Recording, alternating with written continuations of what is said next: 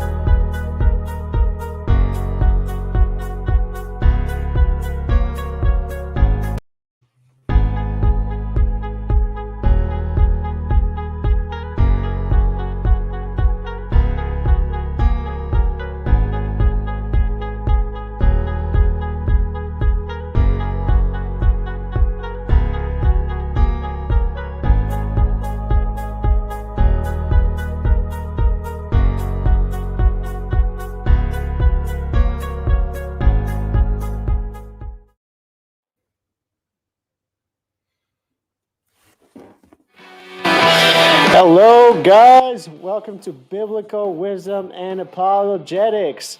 We got right here a host, Israel Trujillo, bringing you guys another video on the Old Testament. And today, again, we have our friend, our brother, Jamie Goodlet from the God or Not podcast. How you doing, Jamie? Good, Israel. How are you, buddy? Doing great, man. Doing great. Ready to maul some atheist arguments, That's right. you know? That's right. Oh man, you know how tired I get of like people just bringing up David senses and making videos, making fun of God's morality and stuff like that. I mean, Yeah. yeah, it requires more than just a fundamentalist fast reading. So I guess that's why we're here today. That's why right. I brought the super extra expert, the triple PhD, Jamie Yeah, Goodlet. right. I wish. That's right. Yeah, no, man. Yeah, but yeah, I guess it's a super important topic and super misrepresented. We're going to be doing David's census, which is on 2 Samuel 24, an allusion to First Chronicles story.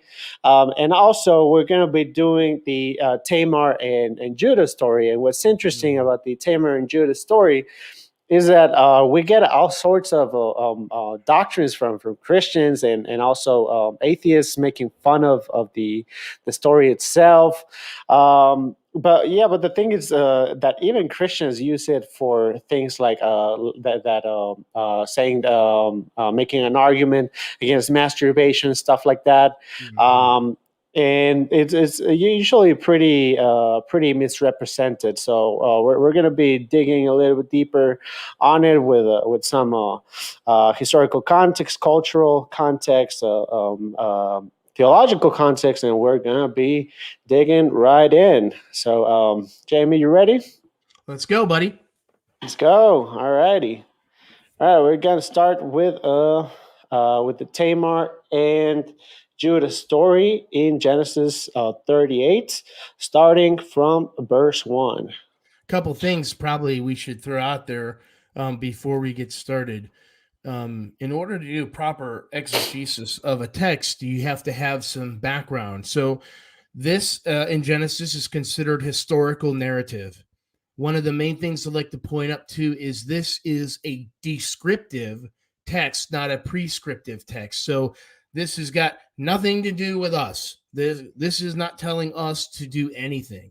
This is just describing what happened. And lastly, it's what we call an internal critique, which means if the atheist is going to critique this passage, then there are certain things he must grant us because it's internal critique. You can't say that certain things are true of the text, but only those things you want to be true of the text. If you're saying that such and such is true, then you have to say it's all true in order to do an internal critique. So if they're doing this critique against Judah and Tamar, they also have to give us the fact that God does exist.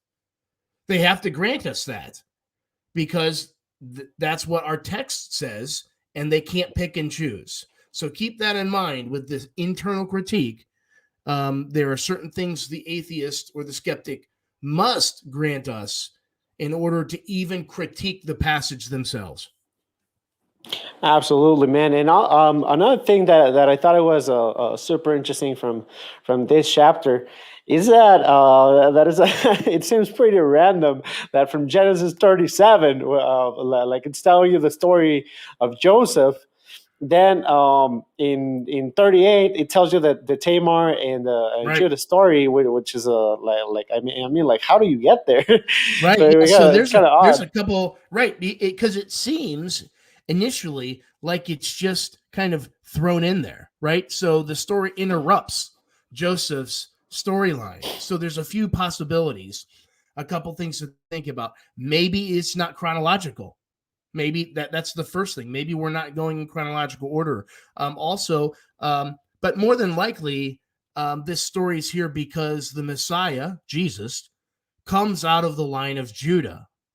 And this story gives us information related to the people and places that have to do with King David and the line of Judah. So that's one of the thoughts that scholars have for the reason that this story is just kind of thrown in there. But because we are dealing with the line of Judah, and obviously our Messiah comes out of the line of Judah, and this is kind of a foreshadowing of Jesus. Yeah, and also that we got to remember that Jews didn't have the Bible in the same order that we did. They've been separated in different categories. We also Mm-hmm. got to note that there is no such thing as chapters, as verses, and that is Right. super important when we're reading the Bible. So one of the things is that, for example, the way we separate books different from Jews. So sometimes the authors, the translators that are giving us these versions, um, they can get it from different sources, from different, yeah, basically through textual criticism, seeing other documents, and they bring it Manuscripts. like Yeah. that. So if they see some manuscripts that have it in this order, it doesn't necessarily means that it is in that order. It can mean that maybe the traditional Jews didn't know where to put that story, and just put it there, or maybe traditionally they somehow put it there. So it can vary on what order it is put. So it doesn't necessarily mean that it was in that way, but we know that. For example, Genesis was one of the first books, so it was definitely through oral tradition. Many saying that the Mm-hmm. author being Moses. However, it is a very disputed thing. All we know is that it is passed through oral tradition. But I would personally say that it was passed through Moses, but I'm not sure if you have a different view on that, Jamie. Nope. Moses, the first 5 books of the Bible. Moses, cool. I All take right, a we very agree. conservative approach to that. Yeah, I don't like anything with the word liberal on it. Right. All righty. All right, let's go with the Genesis 38:1. All right, and it says verse 1, and it came about a time that Judah departed from his brothers and visited a certain Adulamite whose name was Hira. Judah saw that there a daughter of a certain Canaanite whose name was Shua, and he took her as a wife and has had relations with her. Something interesting from this verse is that sometimes we can skip details, but when we're doing a different Bible study, like if we do a study on marriage and how they were doing culturally, in a verse like this, we would put the order that you first get married. And then you have relations, and it also tells us that this whole story is going to tell us how someone looks for a wife, or how someone can look for a wife for another person, like the parents, how Judah brings a wife for his son, that is going to bring the whole controversy to these issues. It's going to be part of it. Mhm. Okay, verse 3, and she conceived and gave birth to a son, and he named him And then then she conceived again and gave birth to a son, and she named him Onan. She gave birth to yet another son and named him Shelah.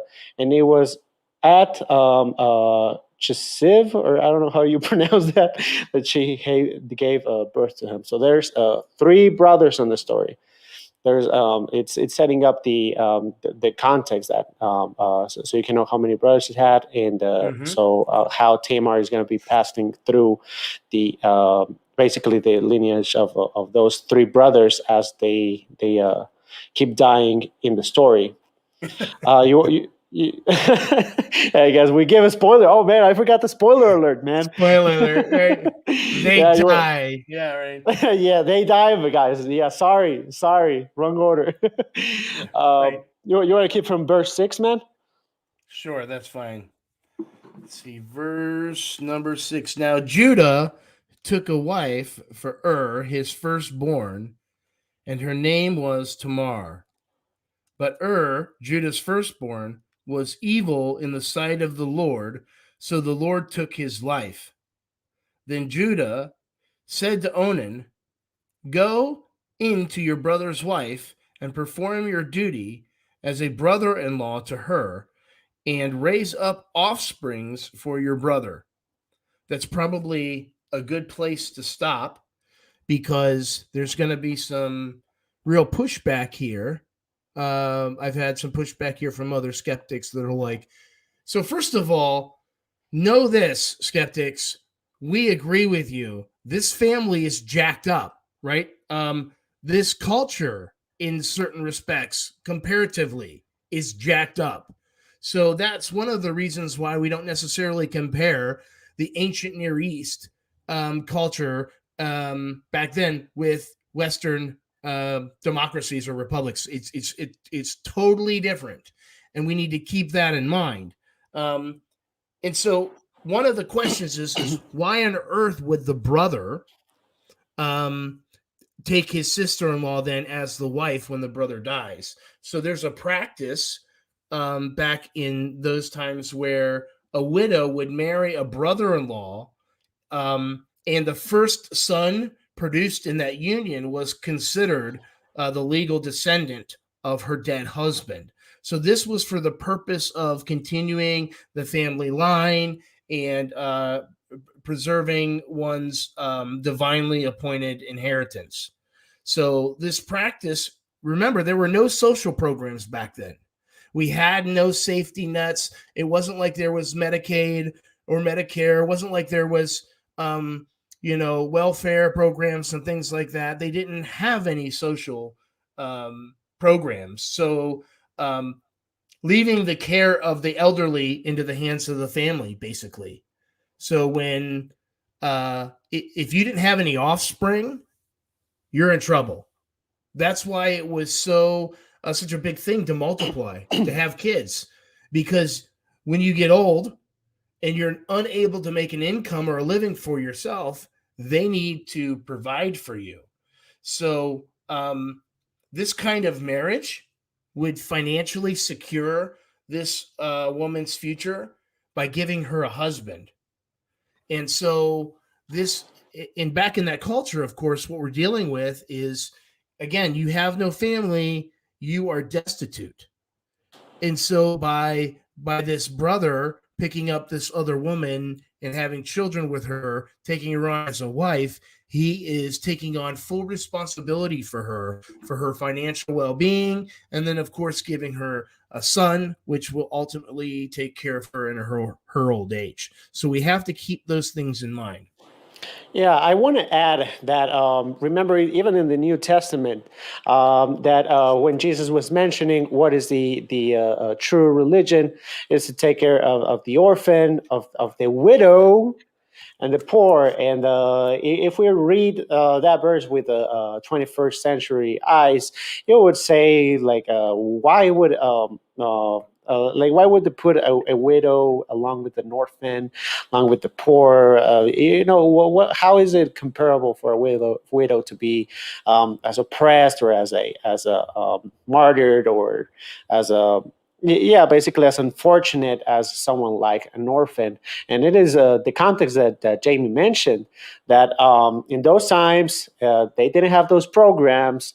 They had to in some way ensure their economic safety, ensure their yeah, basically something culturally that so that you don't die poor, basically, because we have other Bible stories in which we know there was widows, and we know that the women literally would even beg to be married. For example, there was this story in a. I think it was of David's daughter that she was raped, and they told her that she was saying that yeah, because she got dishonored, she lost her virginity, she was raped. Of course, she wasn't killed because she wasn't in the wrong. The other guy actually ended up getting killed because rape was literally punished by death. Even in the Levitical law, we see that rape is punished by death. So she was raped, and even with that humiliation, with that loss of dignity, with that traumatic experience, what did she wanted to do? She didn't want to get him killed. She wanted to marry that guy. And you would think, like, what in the world? Like, why would someone want to marry the rapist, and like being eager to marry the rapist? And that is the context that we're talking to. That is how important it was for women to get married in that time. We know later on from the story that yes, she ended up being a widow because they ended up killing this guy for raping. So Keep in and she mind, stayed a widow, uh, and she stayed poor and struggling, and yeah, she had a super tough life for being a widow. I mean, keep in Go ahead, mind Jay. one of the reasons why, because some skeptics have also brought up, like, why on earth would you kill someone or give them the death penalty over rape? We don't do that in this country. Well, part of the reasons for that is that if a woman wasn't a virgin before marriage, most men wouldn't want to have anything to do with her. So by raping her, you would have taken pretty much everything from her. She wouldn't be able to find another husband, which meant she would be on her own, which probably meant she would either resort to begging or to prostitution. Some of these women had to go out and become prostitutes because they had no way of feeding themselves. And so by raping someone and taking away their virginity, you were basically ruining that person for the rest of their life in that culture. And so that's why it was such a harsh punishment back in those days. Exactly, man. What verse did you ended up reading onto? Um, let's see. I think I stopped at verse 9. So you can start at verse 9 if you want. All right, well, we'll start at verse 9. All right, it says that, and Onan knew that the seed would not be his. Um, and it came to pass when he went unto his brother's wife that he spilled it in the ground, lest he should give seed to his brother. And the thing which he did was evil in the sight of Jehovah, um, and he slew him also. So let's stop right here. Two I down think and this one to is go. yeah. So sorry for the spoilers, man. I know it's not that impressive now, but yeah, he died. He died. Yeah, yeah. Okay, so one little comment on this is that what does it mean when it says that the Lord struck him, as some versions say, or that basically when it says that the Lord killed them? Well, we gotta keep in mind that this type of language is used throughout the Bible in different situations. For example, when it comes to David's sons, God told them that they would die for their sins.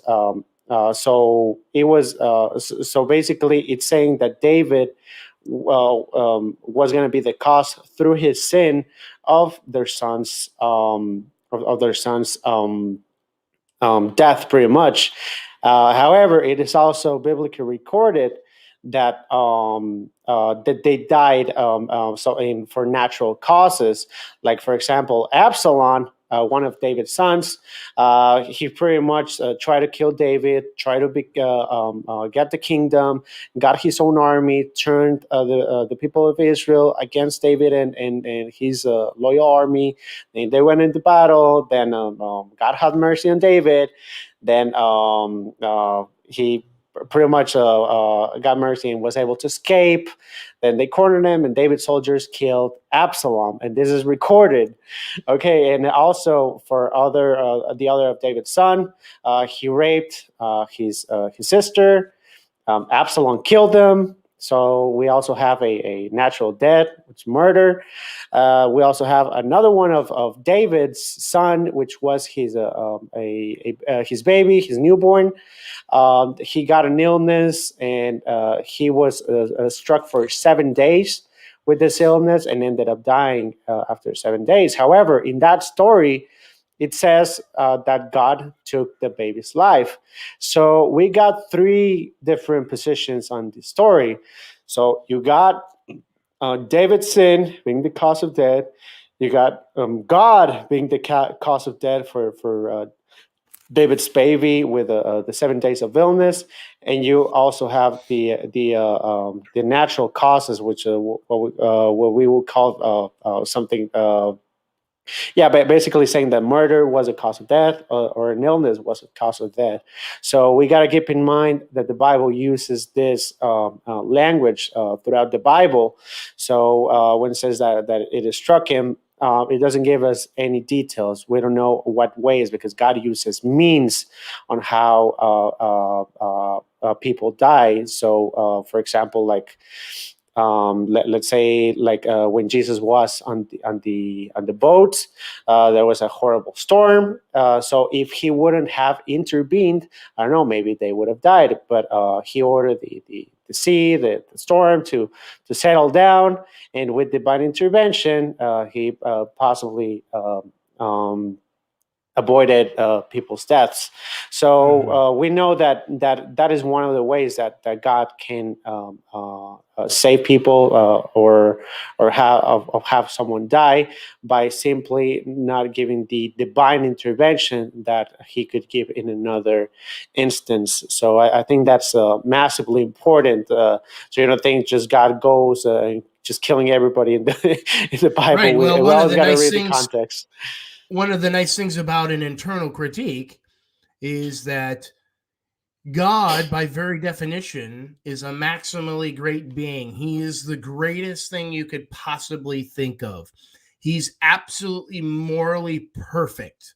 So when you read anything, I presuppose, because I think that there's enough evidence to prove that Jesus, proclaimed to be God, died and rose again to prove that, and also for justification of our sins, but the rising from the dead to justify that he was God's spokesman and God in the flesh.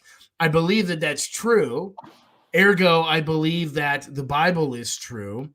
And if we know that God is a maximally great being, then everything he does is perfectly just.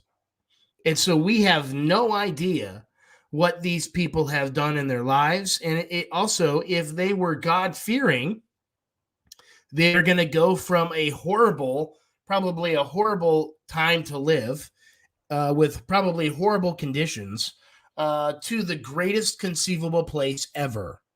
So we can't always assume that just because someone is dying or being killed, that they're somehow going to worse. That's somehow bad or somehow a detriment. They are going to the greatest conceivable place if they put their trust in Christ, or if they're a believer. And so we have to keep those two things in mind with an eternal critique that God is maximally just and whatever he does is perfect, morally perfect, and that when these people died, they either had what had come into them or they were in the greatest conceivable place. One of two things. So Yeah, and I want to add something extremely important to complement what Jamie was saying. That yes, of course, we see that pretty much we always come with presuppositions. We always come with ideas when we come to reading the Bible. And if you have two ideas, for example, if you come with the mentality that the Bible is this primitive, immoral, that it was made by these primitive people that just were doing barbaric things, and that were just outright horrible, and you got this presupposition that God is an invention of that they made it up. If you come with that attitude and you don't come with an attitude of learning, so that unrighteousness is pretty much what is going to keep you blind.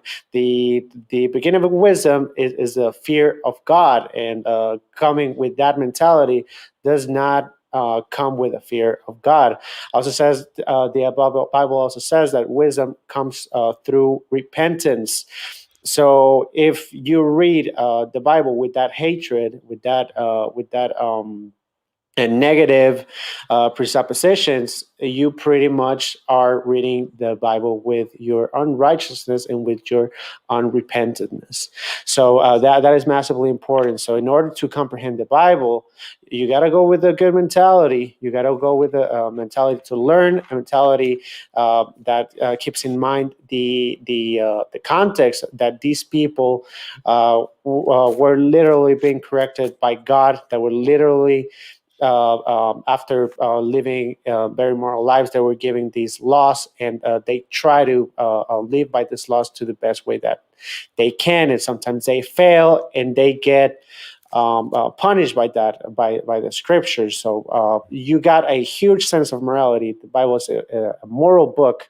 The whole thing from Genesis to Revelation, it's about morality. So just claiming some random immoral things, trying to look for immoral things everywhere.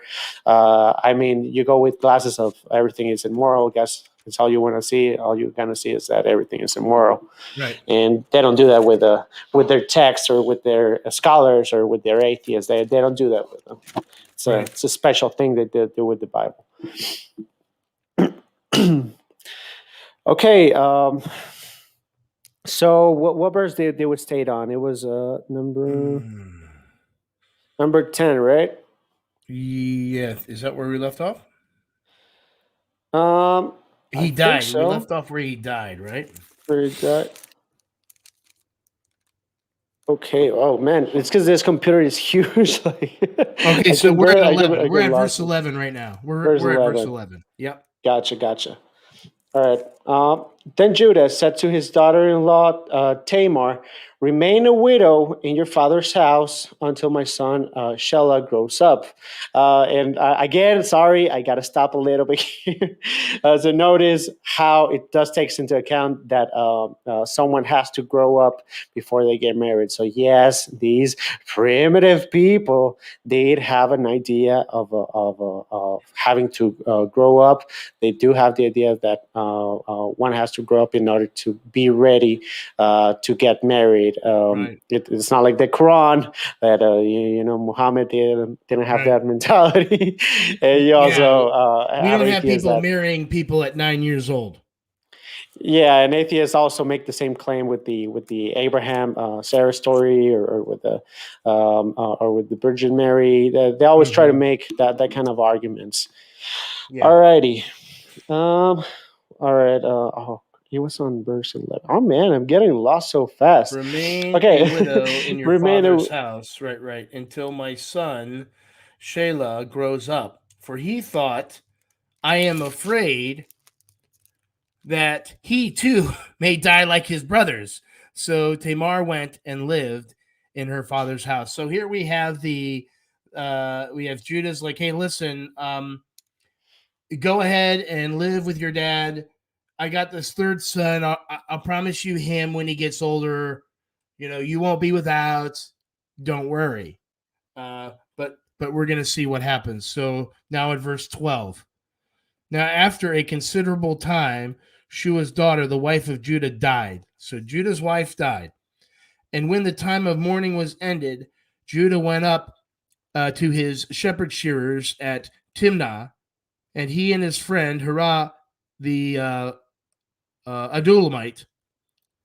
It was told to Tamar, "Behold, your father-in-law is going up to Timnah to shear his sheep." So we have Judah now. His wife's dead. The mourning's over. He's like, "Man, I got to get back to work. I'm gonna go shear some sheep.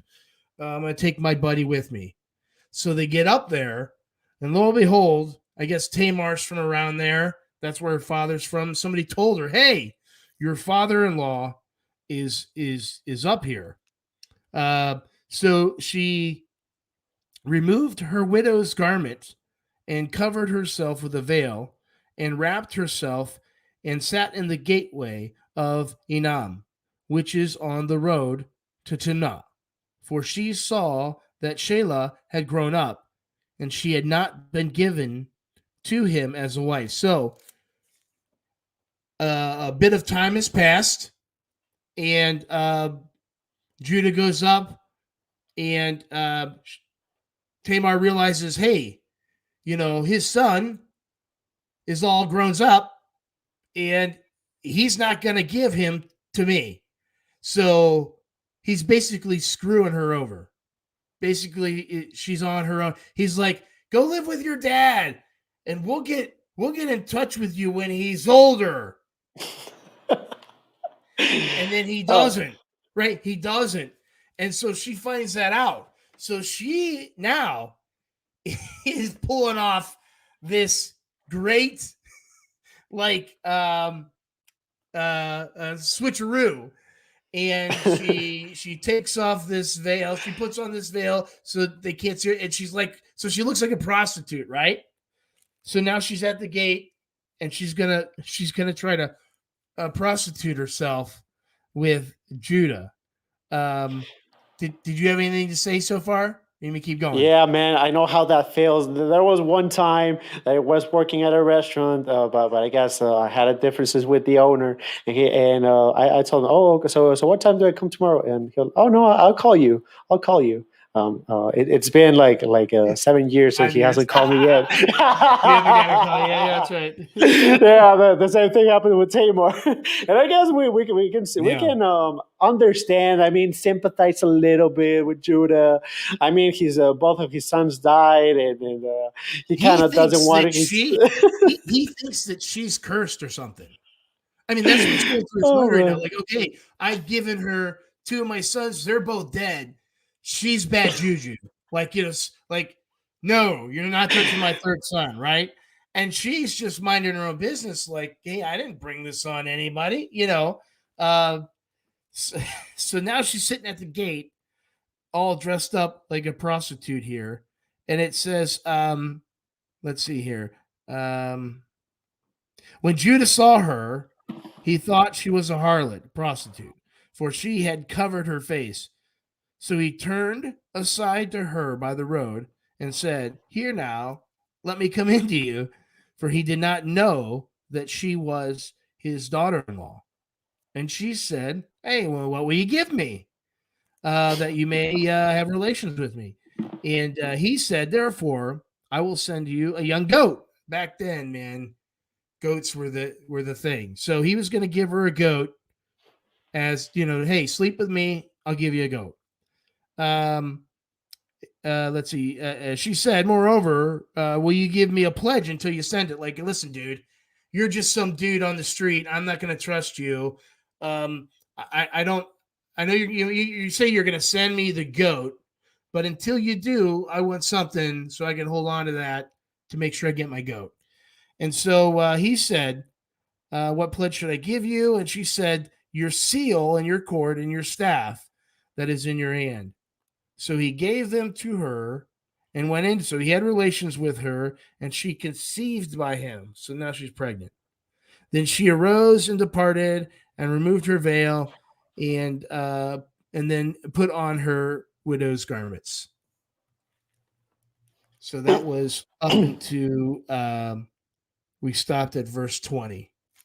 Yes, some things that we got to notice is how they how is it was things like very recognizable in people back then. We got to remember that they didn't have as many clothes changing every day and stuff. There were some stuff that some objects that would be common to certain people, and we know that the story, for example, presupposes because that she can actually recognize Judah through his ring garment, and he recognizes those objects, meaning that maybe there was some unique traits to what he was wearing, and you know that society would also know whose stuff is also. So we kind of have some of that going on there. However, the moral question here is: was it moral for Tamar to prostitute herself in order to reclaim? I mean, to basically get what she was supposed to get, which was to get a kid and to get basically to get a husband, so she wouldn't have to be Right. suffering through the martyrdom that widows lived at those times. And right here we have a specific problem with which it's if the means justify the ends. And I don't know if we're going to defer here a little bit or not, but I'm going to give a little bit of New Testament context and also some Old Testament stuff. Okay, so when it comes to the New Testament, it tells us to judge things by their fruits. A good fruit, a good tree cannot give bad fruits. A good tree gives good fruits. A bad tree gives bad fruits. So we judge things by their fruits. We also, in the Old Testament, we see, for example, when they were trying to kill babies in Egypt, that the women had to lie to Pharaoh, saying that this baby was not a Jew. Basically, they lied in order to save a life, which is basically the modern example of the would you hide the Jews a moral problem. Basically, it says that, let's say if you live in Germany and some Jews come to your house and they ask you to hide them, and the Nazi officials, whatever, come to your house and they ask you, "Is there a Jew in your house?" How would you respond? And there are some different positions. For example, Immanuel Kant would say that I know you have to tell the truth at all costs, even though the fruits of telling the truth in this situation would be basically would mean the horrible death in the death camps of these Jews by the Nazi hands. So you also have the position of I think it was Dr. Clark. So he was saying that just try to avoid telling them the truth, basically. So I mean don't lie, don't basically to not lie, but just try to play dumb or something. And we have other position that I learned from Dennis Prager, and that I've also seen from that there are some Old Testament stories like the one we mentioned about the babies that were going to kill by Pharaoh, that it is moral to lie in a circumstance like that to save another Right. person's There's life. a moral hierarchy, and we see that all through Scripture, where someone does something that could possibly be seen or perceived as wrong, but based on the situation and based upon the motives of their heart, they were justified and seen as righteous. So we know that God looks at the heart, and so the question is why are we doing certain things? Why did we do this? Why did we lie? Did we lie to save our own skin? Well, then that's straight up a lie. Did we lie to save someone's life? At that point, there is a moral hierarchy, and we could see that in Scripture. And so I think we're in, at least I think we have good cause to think that there are times when we will have to do something that is considered a sin, but that it is um, uh, in the hierarchy of what we could or could not do. It was justified based upon the situation and based upon the nature of our heart.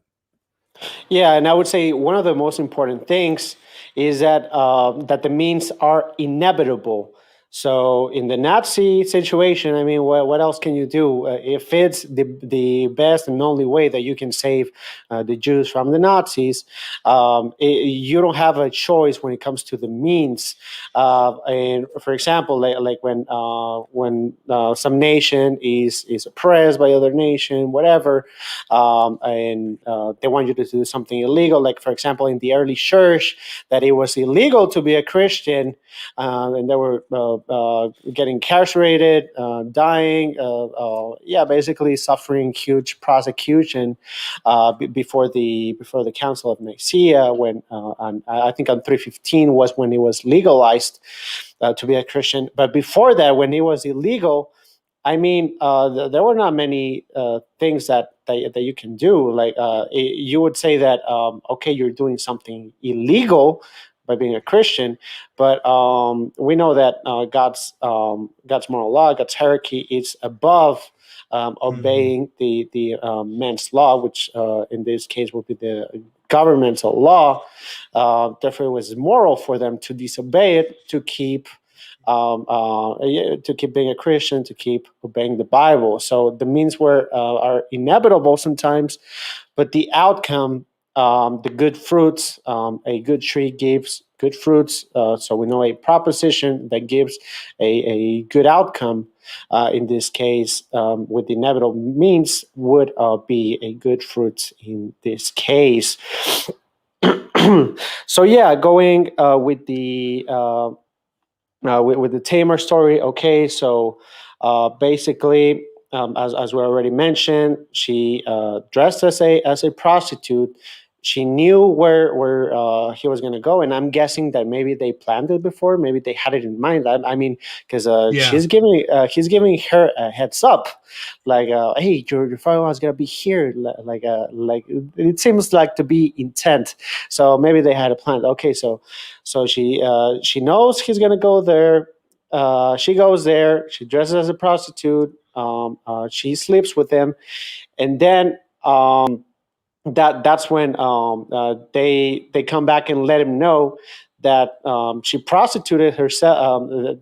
I mean that Tamar had a baby outside of marriage, and it was by prostitution. And I think this like really riled up Yeah, well, they said Judah. he said like some time had passed because they got back. Him and his buddy got back from doing the sheep there, and he's like, "Hey, take this goat up." I'm not taking the goat up. I don't want people to know that I was that I was jumping about the prostitute, but you can take this up for me. Take the goat up to the chick, give her the goat, get my crap back, and come back here. And so the guy goes up there and he's asking around, hey, where's the temple prostitute? Where's this prostitute at? I got this goat for her.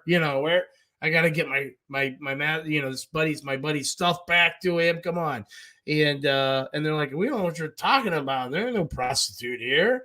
And so one thing leads to another, and they put two and two together. They figure it out, and so now Judah figures this out. He's like, "Oh my gosh, I just slept with my daughter-in-law, and she's gonna have a kid."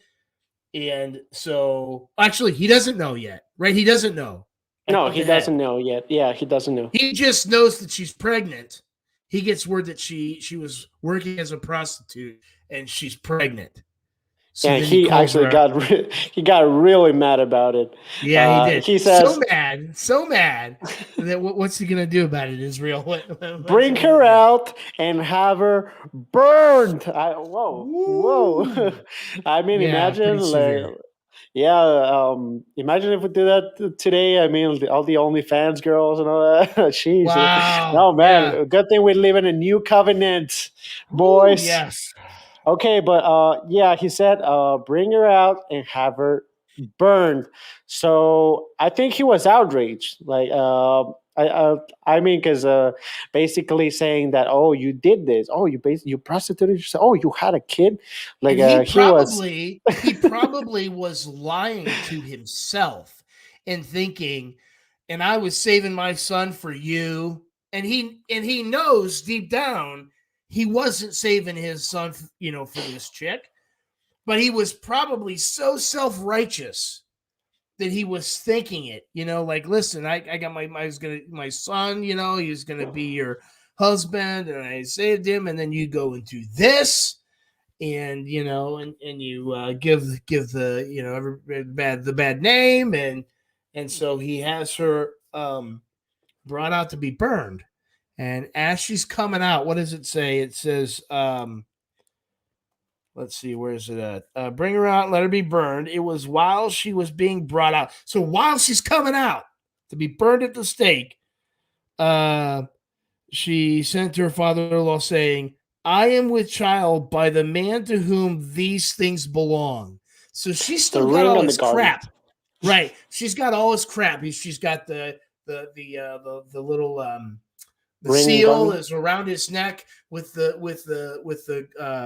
scarlet cord and the staff, and of course all these would be recognizable. I mean, it would be like, and these are all recognizable things. It'd be like taking off your class ring, or giving someone your driver's license, basically, in those days. Giving your seals like you're giving your driver's license. And so, obviously, now the gig is up. And he knows, and everyone knows that that it was him. And she says, Oh, it let's says that, and see, Judah recognized them and said, she is more righteous than I, right, since yeah, I did not give her to my son Shelah, which is the younger one, that the one that she was supposedly waiting for him to grow and be mature, right. and he did not have relations with her again. So It he's was saying that. basically he was saying, look, man, this is all my fault.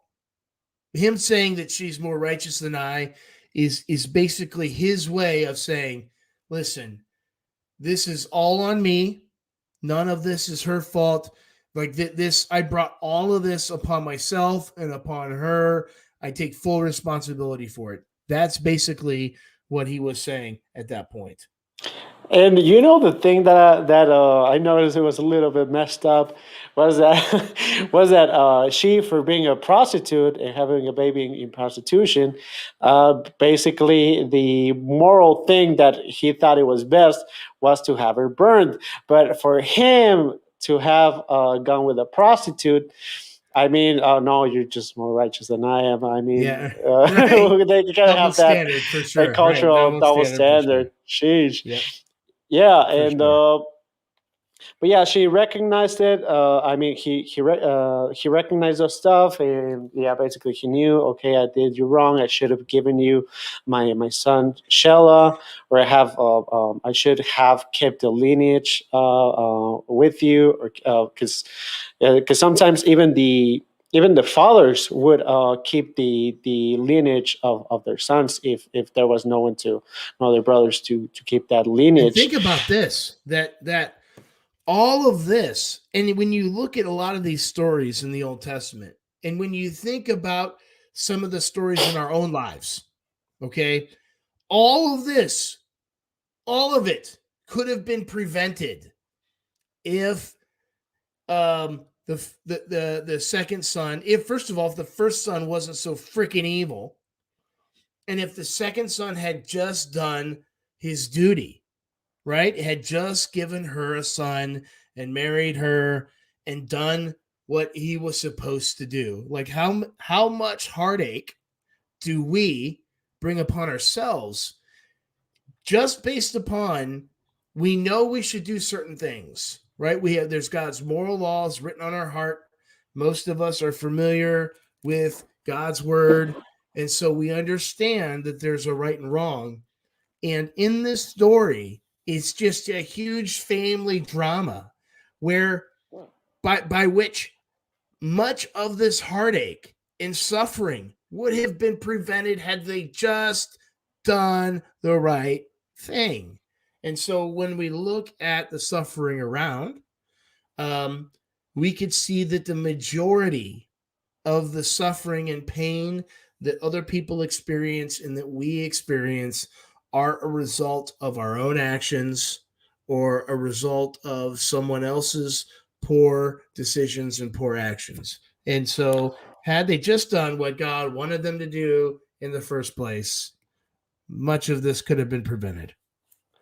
Yeah, and I want to go back a little bit. I think I missed saying a couple comments about the Onan part, because it says basically the verse is saying that the Lord basically that he was displeasing in the sight of the Lord, and he took his life also. So I remember one of the claims an atheist made. Oh wait, so he just had sex with her, and just because he didn't got her pregnant, he didn't got his brother. His brother's wife pregnant. That is why God killed him. Like, what is so evil about that? And one of the things I want to clarify. Okay, we got to see the options that Onan had when making the decision. Okay, so he could have basically said that okay, I don't want to do that. I don't want to keep the lineage, whatever, or keep with Tamar, whatever. But no, he decided to actually have sex with her. So he in his lust, so he decided to be lustful, basically taking advantage of these oppressed member of society, being a widow. I'm not being a social justice warrior when I say oppressed. Right. Just making sure, making sure I'm not a Democrat. Okay. No, but they were. I mean, listen. In all seriousness, women were oppressed in that time, and and even widows, even then more such, because of their stature in that culture. And some people don't like it, and but that's the way their culture was. And so we have to really consider the context when we look at this stuff. And you're right, this brother was, he could have stepped back and said, no, I don't want to marry her. There may have been some shame that came upon the family because of that, but you're right, he was just satisfying his lustful desires. And remember, it's an internal critique. So that means that if God felt that there were morally justifiable reasons for taking his life, then there was. God's perfectly just, and you can't second guess that. And God, if there is a God, and if he created creatures like us, then he doesn't have to guarantee us 80 years of healthy, great life. He could end our life whenever he wants to. It's his prerogative. If I create a sandcastle in the sand at the beach and it's mine, I created it, I have a right to destroy it whenever I want to. And I could have 100 different reasons to be justified in doing such. It was my creation, and I have the right to destroy it. And think of it this way too, especially for those verses where we're talking about little kids, children being taken by God for whatever reason, whether it's the slaughter of a nation or whatever. You are taking children that potentially could grow up to be God hating, pagan worshiping people en route to hell, and taking those children and by taking their lives, they are now in the greatest conceivable place, and that is with God. And so you might have a slightly different opinion on that, being a Calvinist, but on No, no, my mhm, soteriology, that's how it stands. That these, if it's mhm, a child that's involved to before they're at an age where they can really understand it, mhm. and they die, that they immediately go to be in the presence of the Lord. Yeah, so one thing I got to clarify on this because we agree on a lot, but I want to clarify how do we agree on that. So basically, the T of a tulip in our Calvinist position starts for total depravity. Basically, not saying that humans are kind of good. Humans are good, then they become evil. They're kind of good and kind of bad at the same time. No, in the Calvinist position, the Bible says there are no one just. Yeah, basically, no one is just, not one.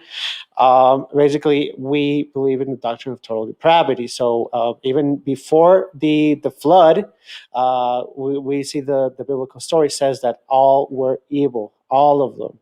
It doesn't say many, it doesn't say some, it doesn't say good, but they became evil. All were evil. So, with the doctrine of total depravity, as you mentioned, these people were living in a culturally depraved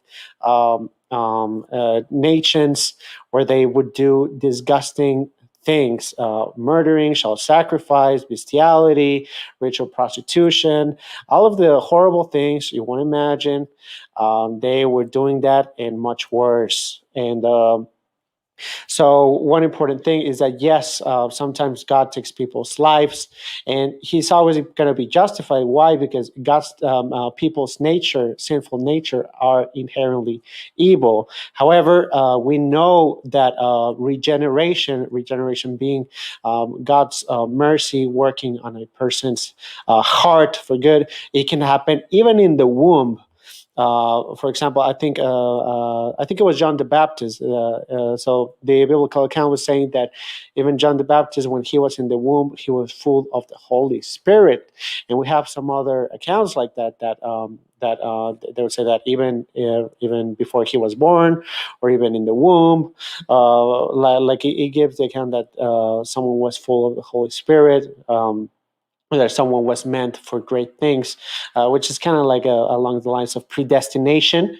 So yeah, basically regeneration can happen in the womb. God can regenerate babies. God can give salvation to infants, and not letting them become these evil Nazis, evil Canaanites, Amalekites, evil whatever pre-Noetic society that we're being on. um, they were going to do evil stuff, and God just stopped that. And I want to go back to what we were mentioning about Onan. So I don't think God was just arbitrary. I think he had a pretty good, solid reason, because I think we can equate the Tamar and Onan story. We can equate it to something like, imagine that you're a girl in Cuba, whatever, and let's say that even in Juarez, the border town to El Paso, Texas. El Paso is the city I was born in. I mean that I'm living in Juarez, the city I was born in. So it is a border town.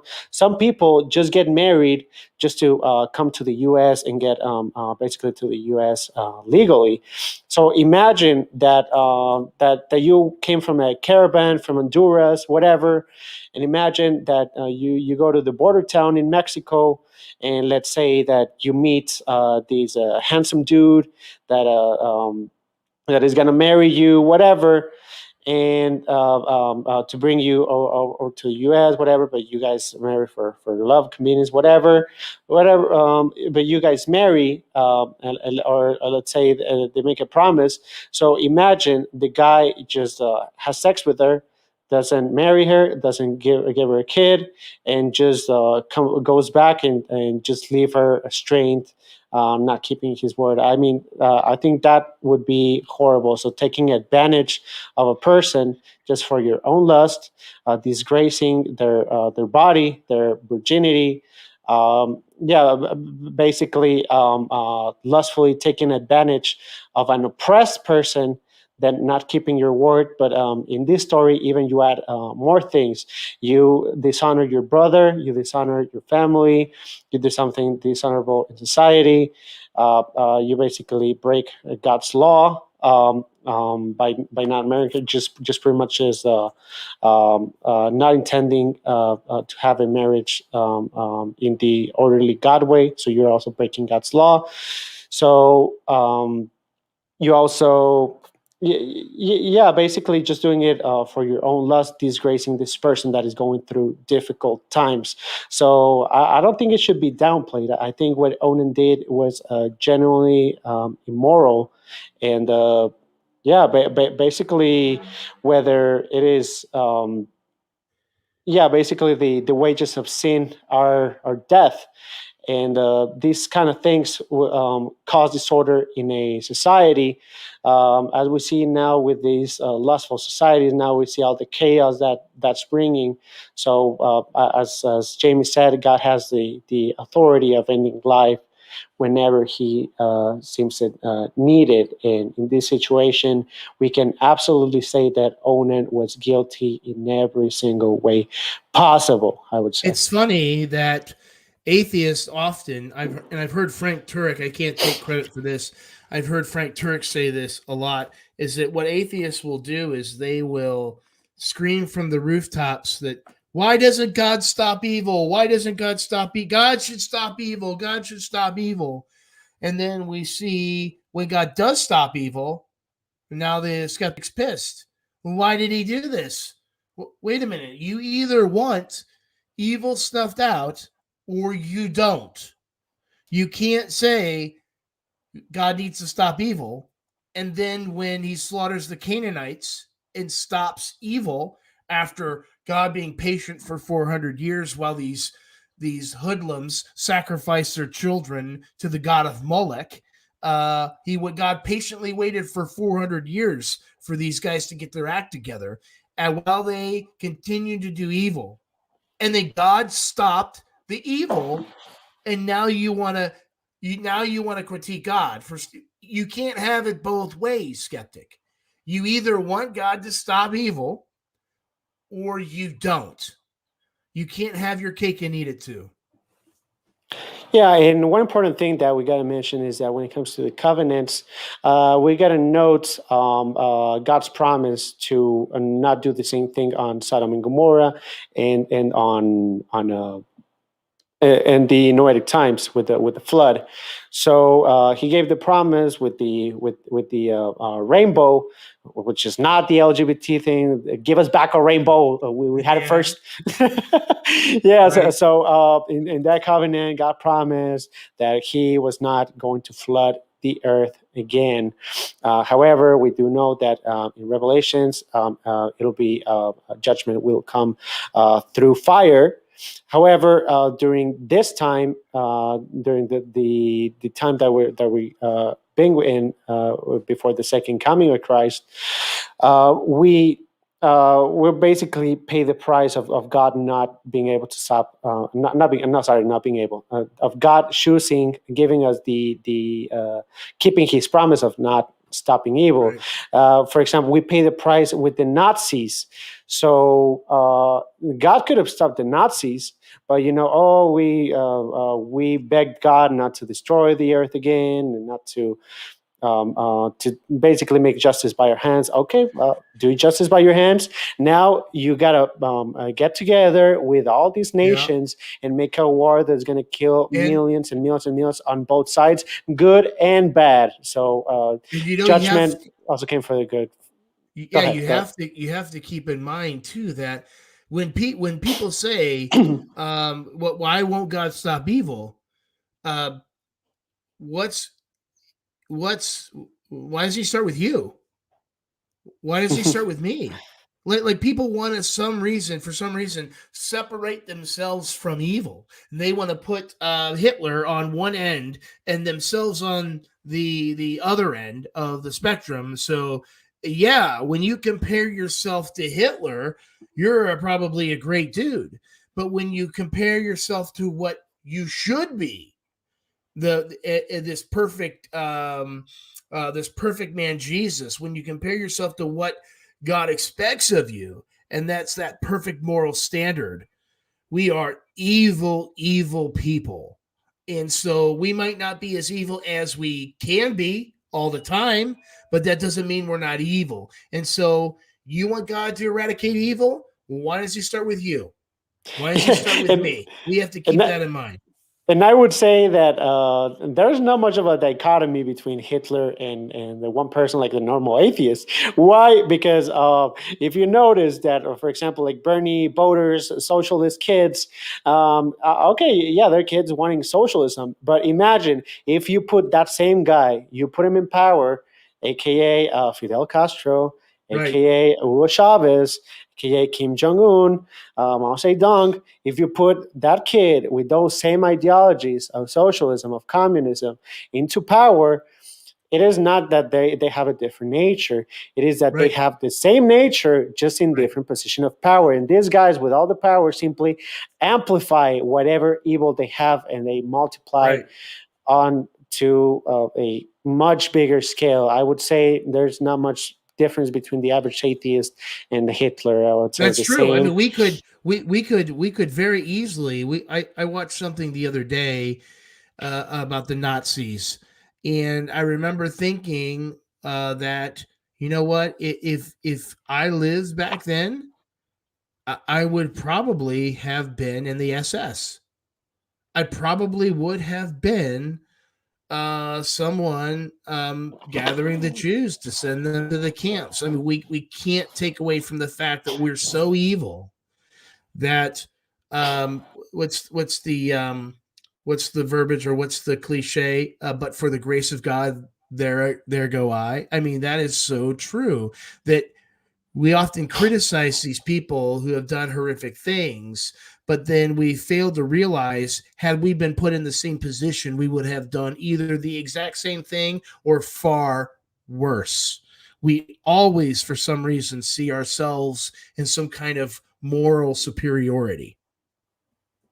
Exactly, man, and we see that in California with how people just easily fall for the rhetoric of ungodly policies, ungodly Yeah. politicians, ungodly ideologies. All these ideologies that are clearly condemned by the Bible are held by a certain part of society, and we see people falling. We see, I mean, Christians falling, and of course, most atheists falling into that category. Yeah. So yeah, it's not that hard to see someone falling for whatever evil is going on in society. If they made a study on the people that went with the Nazi campaign, and they noticed that they were normal people. They were your average cook, Right. chef, Right. your average janitor, teachers, policemen. They were your average people. They simply fail for unbiblical, ungodly ideas, as we are destined by our human nature, our depraved Right. nature of total depravity, of sinfulness. And I guess we should close with the Genesis one, with the Genesis 38 account.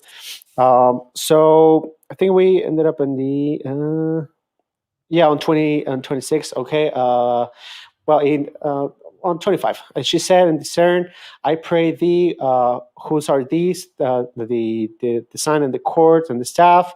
And Judah acknowledged them and said, she is more righteous than I am, for such I gave her, not to Shelah my son. And he knew her again no more, and by knew her means that sex, like knowing her or knowing someone in that context means sex. We see that throughout many passages of the Bible, just because my translation doesn't say it like James does. Right. But okay. So, and it came to pass in the time of her travail, that behold, twins were in her womb. And it came to pass when she travailed, that one put out a hand, and the midwife took a bound upon his hand, and a scarlet thread, saying, this came out first. And it came to pass, as he drew back his hand, that behold, his brother came out and said, wherefore hast thou made a breach for thyself? Therefore his name was called Perez. And afterward came out his brother that had the scarlet thread upon his hand, and his name was called Sarah. And I think that is what Jamie was mentioning earlier. Now it gives something random also, that she had twins, that one of them came before the other one. So they put a sign of that scarlet thing on one, saying that one came out before the other. And what Jamie was mentioning is that I think he gives these details as they're going to be used in the as a historical account of the generations of the how do you call it, there's a name for it, the genealogy.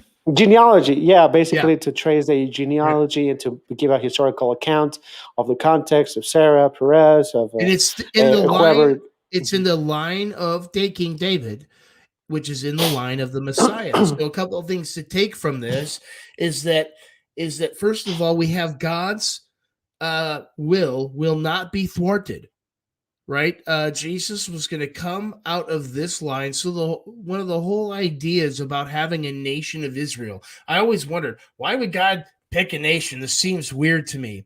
One of the main reasons is that God needed certain circumstances to be set up here on earth so that he could come in the flesh, second person of the Trinity, Jesus could come here in the flesh and to live the perfect sinless life and then die on the cross. So there had to be certain circumstances in which that was ready to go. So the playing field had to be set. Okay. Everything had to be ready for Jesus to come. And so God used the nation of Israel, and he was like a maestro, and he orchestrated this whole event for the nation of Israel to kind of lay out the red carpet for Jesus and to get things ready. So we see that even through people's misunderstandings and misdeeds and sinful nature, that God's purposes won't be thwarted.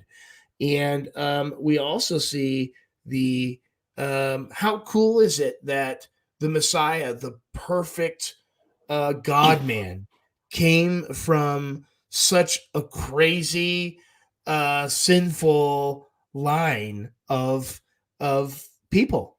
To me, that is really very interesting. That the perfect Messiah came out of this line, and so I think it's important for us to remember that no matter what the circumstances here on earth, that God's purposes will always come through.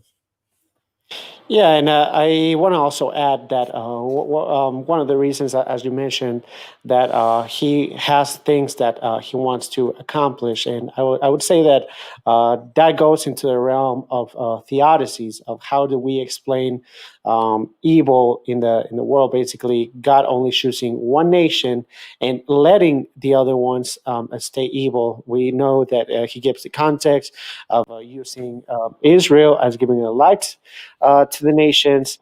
We also know that they have the law written in their hearts. And I would say that some theodicies really give a good explanation of the reasons of why he lets them do the evil they do. One of it's the theodicy of moral lessons. So we got a bunch of moral lessons that we learn. First of all, we learn that ungodliness can take you to horrible places. So the Old Testament is pretty crude, not because God is crude, but because society was horribly crude. And that is why we learned that we have that moral lesson of what a society looks like when we don't follow God's statutes, not only as individuals, but also as a society. The suffering, the repercussions, we learn those moral lessons from having that ability of experiencing what it feels to go against God. That is what happens. It's just Yeah. recorded the history of what happens when you don't follow God's law. We also have the theodicy of appreciation.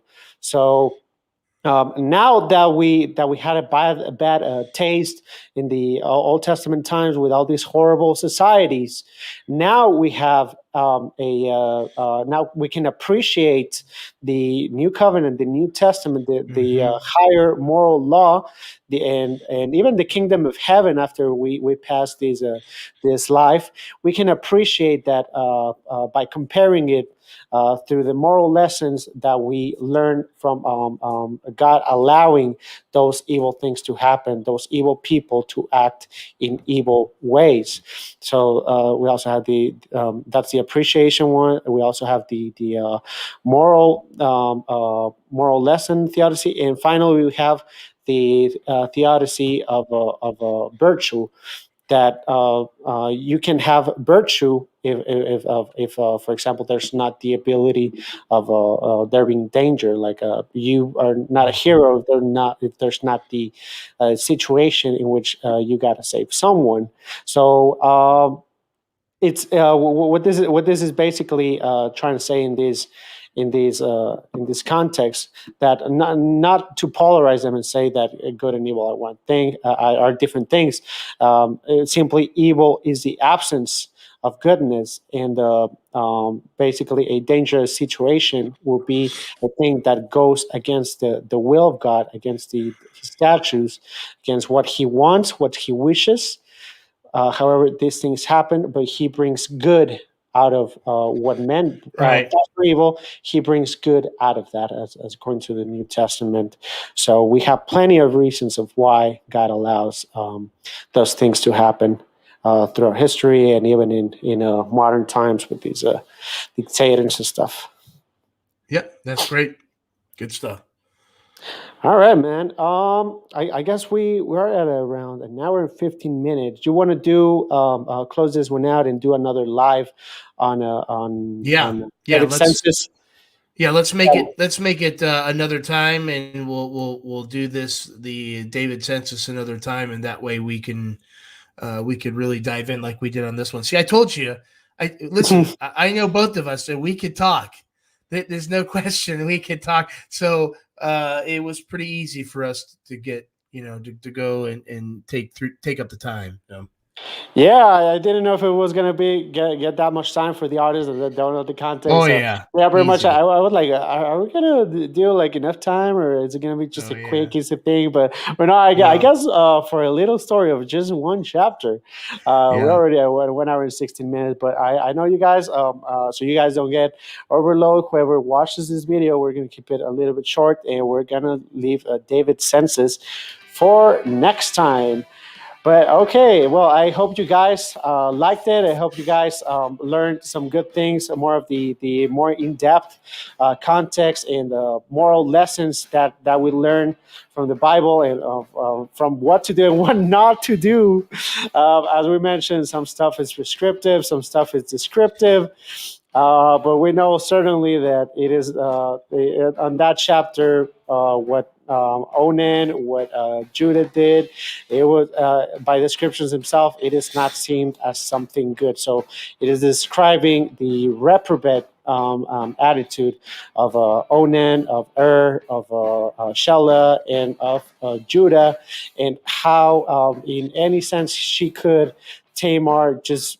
Basically, she just wanted justice. She just wanted her rightful, basically being able to get married, have a kid, and basically keep the lineage of her husband. So yeah, I hope you guys learned some lessons from this.